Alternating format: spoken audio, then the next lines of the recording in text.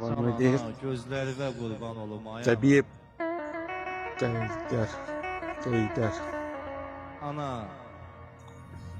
Babayı beni atıp garip. gitme ana. Kime tapşırırsan beni ana. Verdiği kural.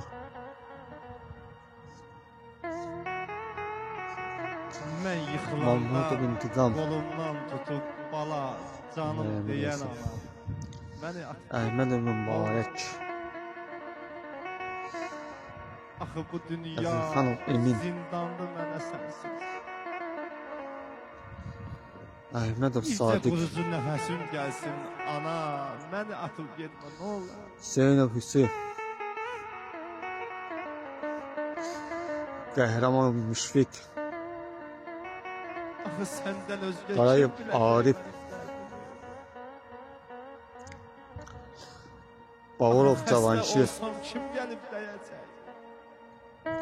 Zülfüqarov Tenhan. Məni atıb getmə ana nə olar. Ana nə Ahmet olar. Yusuf Nusret. Qoy qadavı mən alım. Hacıyev Kudret. Qoy dərdim mənə gəlsin. Namərli müşahidimiz. Allah rahmet Mənim eylesin. dərmanım olmasın. Sən yaşa ana. Məni atıb getmə ana.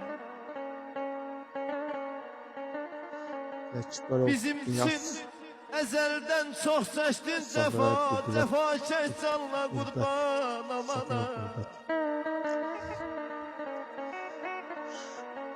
Şamilov Vali. Bizim için ezelden çok seçtin Abdullah cefa. Veliхан. Cefa çek canla kurban amana. Hüseyinov Salih. Dinçliğin Namərli müşahidimiz. Allah olmadı. rahmet eylesin. Seçmedin sefa.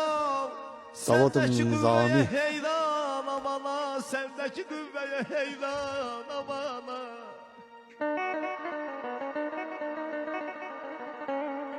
Hüküyet. Varis.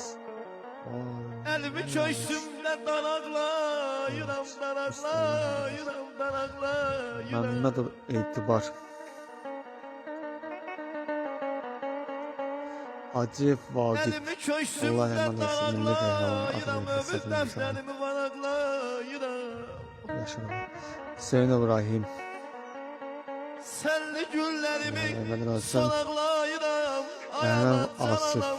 Həkimim, Mehmet təbibim, Asif Loğman, Yusuf. manam. Həkimim, Allah təbibim, emanet Loğman, olsun.